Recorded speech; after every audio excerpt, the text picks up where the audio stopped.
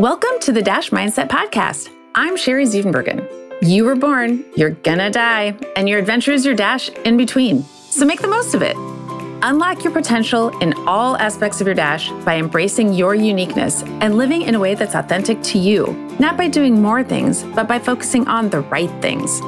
I'm a former corporate leader turned coach who's on my own journey, and I'm passionate about helping you on your journey too.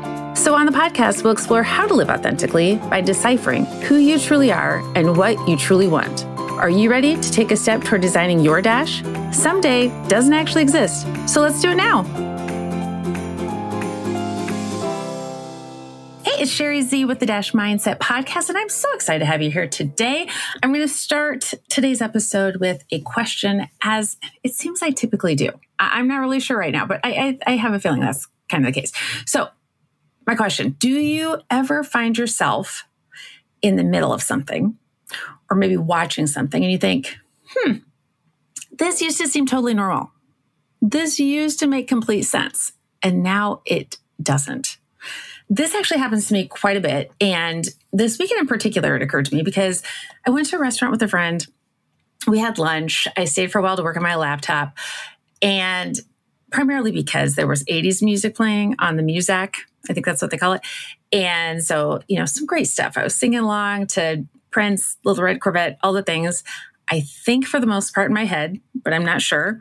Although when I asked a couple next to me at one point, they assured me they couldn't hear me. So I was good to go and I hadn't got kicked out. So I'm sitting there working along, singing along, and I'm singing along to get out of my dreams, get into my car.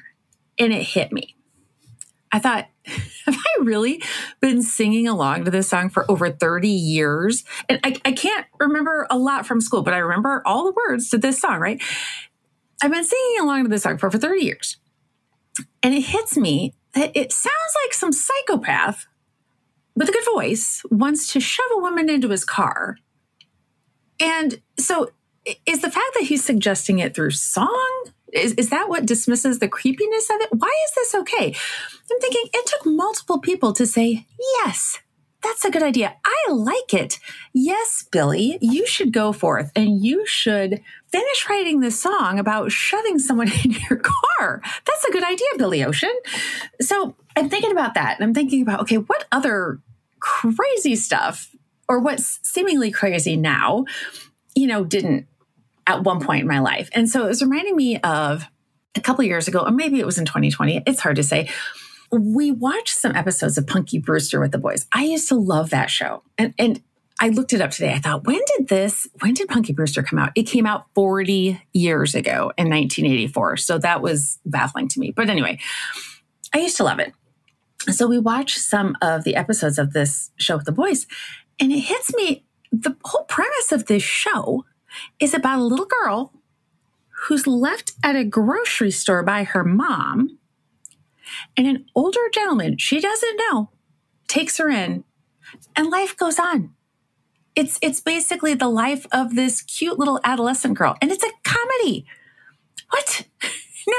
Now, the fact that I adore the fact, I want nothing less than the best for Punky, okay? The fact that she was taken into a seemingly lovely home by a man who was interested in fostering her. That is fantastic. But in the show, the whole show starts sharing the story about her being left at the grocery store. That's how it starts. It's not that, a couple years later, they're having flashbacks to give you all of the background. That's how the whole thing starts. That's the premise of the show. And so then they lightly touch upon it here and there. You're like, oh, is my mom going to come back? What? So it was just fascinating to me. And the fact that, again, multiple people were involved in this whole, ideation process. At one point, somebody pitched the idea to several people and thought, wait, I know how this story should start. This little girl left at a grocery store. Yes, let's do this. That was the consensus. So again, had they had flashbacks, had it been about this adorable little girl and, the life of her as an adolescent with her foster dad, very different story. But that was the starting point. And I thought, what on earth was happening 40 years ago that made that okay? So here's the thing. Today I want to talk about the fact that things change. And because things change, our perspectives change, our thoughts change, our thought patterns, our beliefs all change. And so it's important for us to revisit them. It's not just well, here are my beliefs, I'm done, right? We don't even really notice because things just, life keeps going. And seemingly suddenly 40 years later, we think, what? Really? So that's why I'm talking about that today. It's something we have to consciously do, and it requires some self-reflection and some time and space to do it, right? So in my last episode, I talked about how most of our beliefs aren't actually even our own, and we're conditioned to have most of them. Not in a creepy way, not in an ill-intentioned way. It's just the way, the human brain works. It's how it goes. So today I'm going to talk about revisiting them. So one reason why it's important to revisit them is because a lot of them aren't even our own, right? So we're going to talk about some additional reasons to revisit them. Not only to revisit them, but reasons why, or one particular reason why it's important to revisit them now. Not, 30 years from now, as was the case or 40 years from now, as was the case for me and Punky Brewster. Okay. So first of all, I want to start, because it's the end of January, beginning of February, I want to start by talking about our beliefs around New Year's resolutions. Okay. Because that's a big one. And if you're like a lot of people, you may have created one or two New Year's resolutions. Maybe if you were particularly ambitious, you created a few. There's a lot of science around why we tend to create goals at certain times, such as the beginning of a new year, a new month, week, whatever. Why we create resolutions at the beginning of a new year. It's human nature. It makes sense. And actually, just in case you're particularly interested about that, Daniel Pink wrote a book called When. It's actually called When, The Scientific Secrets of Perfect Timing. It's a great book. I recommend that if you're interested in all the details around that. So anyway, about New Year's resolutions specifically. So if you created a resolution or a few, it's likely you did it around the holidays, right? When you might have had some time away from work. The coming year had 365 whole days to go, which seemed maybe at that point like the equivalent of a decade, right? An entire year. Oftentimes, maybe you were amped up around the holidays, right? I mean, oftentimes we are. And your thinking was, okay, this is going to be my year. Whatever that means for you. This is going to be the year I lose weight, get organized, get happier, get a different job, whatever. However, you may have made those resolutions when you were jacked up on eggnog and cookies. And, maybe you were unclear about what day it even was. And for that reason, or for a lot of reasons, it felt like it was going to be super easy to get, just to add that to your routine, right? When things were back to normal. But once you'd gotten through the holidays and you were in your eggnog cookie hangover and you were transitioning back to your normal, it may have been harder than you had pictured, right? I know that's always the case for me. It usually is for most people. Maybe you had been having fewer meetings at work, if you were even at work at all over the holidays. Then everyone came back at once and thought, oh, crud, it might as well be the middle of January, right? Because it's, the second or the third at that point. Everybody's realizing they haven't done anything for a couple of weeks. Might as well be the middle of January. Let's have 37 meetings today, right? But the holiday version of you had thought drinking your body weight in water each day was going to be an easy addition. Or waking up an hour earlier each day. That was going to be easy. Meditating for 30 minutes a day, reading a book, one book a week, maybe 2 books a week, joining a yoga class, planning healthier meals, whatever it was. And then you went back to work and you realized the transition back to normal was more challenging than expected, as it is for most people every year. Because why should it be difficult to go back to normal? It doesn't seem logical. We were just taking a short break. We had just been doing this new normal for a couple of weeks, right? We had been doing our old normal for a couple of weeks before that. However, our brains they're challenged by change. And change is more challenging for our brains than we ever expect because our brains want to keep us comfy and stay in some routine, even if the new routine has just been a couple of weeks of sleeping in and eating leftovers, whatever that was. So when we shift away from that, it's uncomfortable.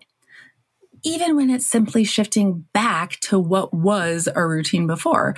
So when we have a hard time just finding a clean pair of pants and getting our kids on the bus, whatever big life changes or resolutions we had planned fall to the side. Any additions we plan for the routine, for our new normal or old normal or whatever we want to call it, those have a tendency to fall to the wayside.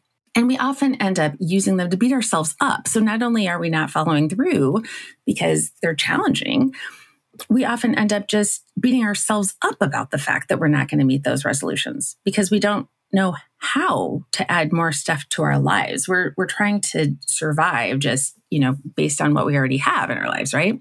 And so we're beating ourselves up and we think, okay, I can't even find a clean pair of pants. I can't even find a clean pair of underwear today. And so something inside me thought that I could drink my body weight in water every day too. So instead we go back to what we've always done, thinking the whole New Year's resolution thing is some scam or something that other people can accomplish, but we can't. And it is a little bit of a scam mostly because we're jumping straight into these grandeur New Year's resolutions that we've come up with without taking smaller steps, smaller essential steps toward them instead. And we get caught up in the eggnog and the cookies and the, the being confronted with workout stuff at Target when we walk in. We think, oh, this is going to be easy. So one of those small yet essential steps is examining all the messy beliefs we have. It's not just a matter of setting that New Year's resolution when we're jacked up on eggnog. It's a matter of examining those beliefs first. So rather than beating yourself up about the fact that you're not drinking your body weight in water, let's start by considering the beliefs that act as a barrier between you and drinking your body weight in water instead. What are the beliefs that are preventing you from meeting your goals? What if you focused on identifying and addressing those instead? Because when we simply focus on actioning, which is what we have a tendency to do as humans, we all have a tendency to do that, we beat ourselves up. We focus on, okay, here's the action I want to take. Here's the result I want to have. And we don't consider the fact that our actions are actually based upon our thought patterns, our beliefs and our feelings. And the reason I encourage you to do it now, so here's the big reason. The reason I encourage you to do that now and to examine those beliefs now is because right now it might feel like, oh, it's not even worth setting any goals. It may feel like, oh, the year's practically over. I set New Year's resolutions like I always do, and I didn't follow through. I never do. And it's just this constant cycle of beating ourselves up. And you might think, oh, well, the year's practically over now. It's almost February. I'll just try again next year. Or I'll try after spring break, or after, maybe I'll try this summer, or maybe I'll try after summer. And suddenly you're planning your New Year's resolutions for 2025 and you're back in the same boat. You're in now. It's just a vicious cycle. And we all do it.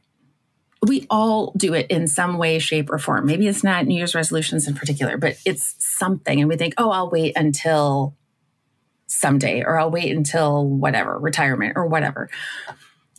So although you may not have 365 days left this year, it doesn't matter because you have more than 0 days this year. And in fact, the fact that you have the number of days left in the year is somewhat irrelevant. It's about the rest of your life, right? I mean, certainly it's great to have goals for the year, but it's really about the rest of your life. So I would encourage you to push those resolutions aside and consider the perspectives and beliefs between you and the life you want instead, okay? So that's why you need to know now. Let's focus on, okay, what do you want your whole life to be? And it's really important to do that now because there's never going to be a great time. Life keeps happening, right? And which is what we ultimately want. We want life to keep happening.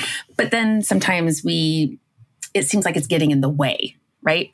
Of us leading our lives, which is just so counterintuitive. So that's the reason you should do it now. Now, some reasons for revisiting your beliefs at all.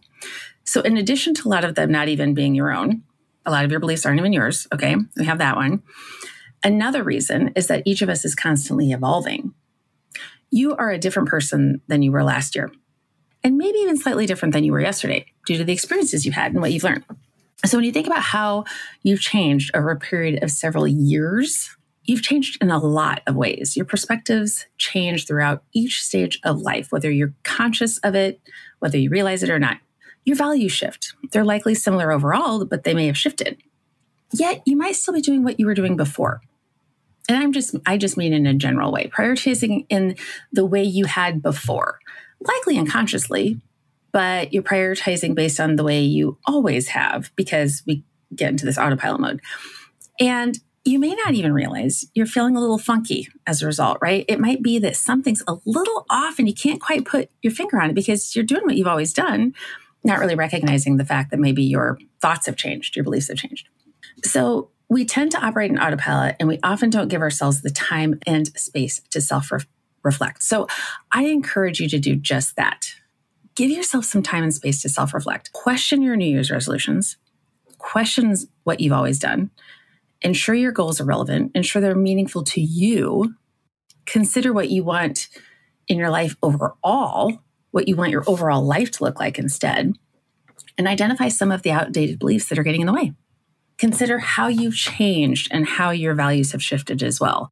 Now that the protein bars and the yoga mats aren't at the Target entrance anymore, and you actually have to find the workout aisle with all the workout gear, are you still interested in working out? Was that just a 2024 thing? Or, what is your ultimate reason for wanting to work out? How does that look when it comes to the rest of your life? What's that look like for you? And what is your reason behind it? What's your why behind it? And how does it relate to your overall life, rather than the goal you had potentially set for this year in particular? So let's debrief. The overall reason to revisit your goals right now is because your beliefs lead you down the path of the rest of your life. Your thoughts lead to the experiences you have, and the rest of your life starts right now. This isn't just about 2024.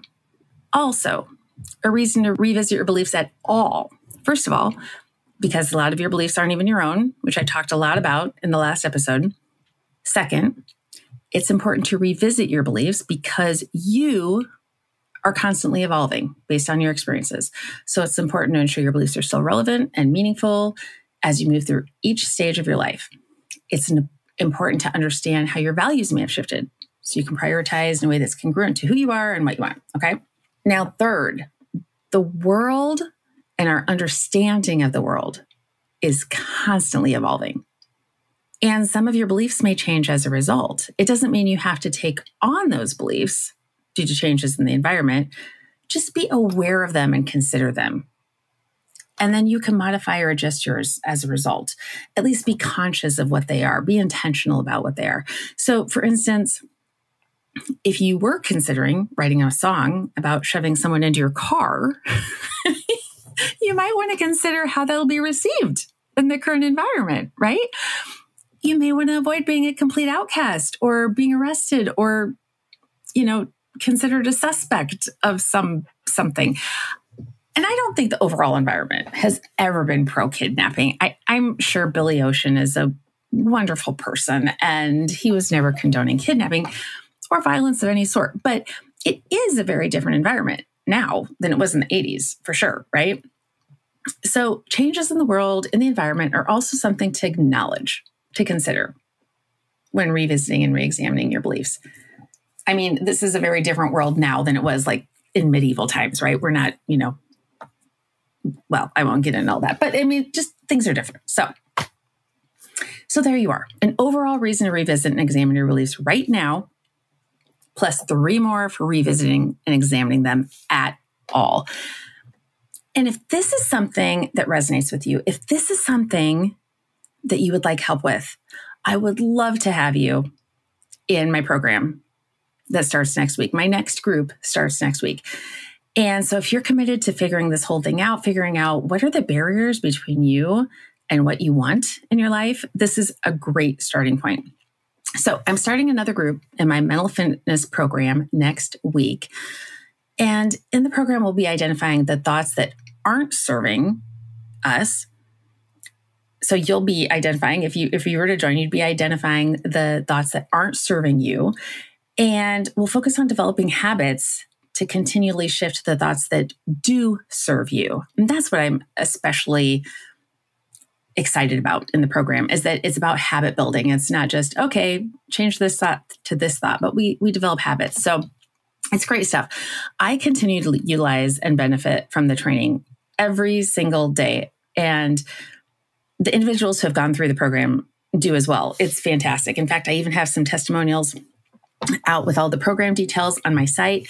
The link to the program itself, and you can go to my site for more information, which is the-mindset.com. The link for the details regarding the program itself is at the-mindset.com/PQ-program. So the-mindset.com/PQ-program. And I'm going to include that in the show notes as well. So if you think this is something that would help you, I would love for you to join and reach out to me with any questions you have. And if you think this is something that might help your team, I can definitely work with you and your team as well. Love working with teams. And it might be something that you want to try on your own. So maybe you try on your own with the group that's going to be going through it. And when you love it, then you can talk to your group about it and we can see how I could work with you and your team and figure out if we're a good fit. So there we are, folks. Have a great couple weeks. Take a look at the link, and I will see you next time. Thanks for listening. Thanks so much for listening to the Dash Mindset Podcast. If you enjoyed this podcast, please subscribe on your favorite podcast player, tell your friends, and leave us a review. Follow me on my social media platforms highlighted in the show notes, and get in touch with me at the-mindset.com. Share the topics you'd like me to explore in future episodes. Thanks again for listening to the Dash Mindset Podcast. We'll see you next time. Design and differentiate your Dash your way and make today amazing.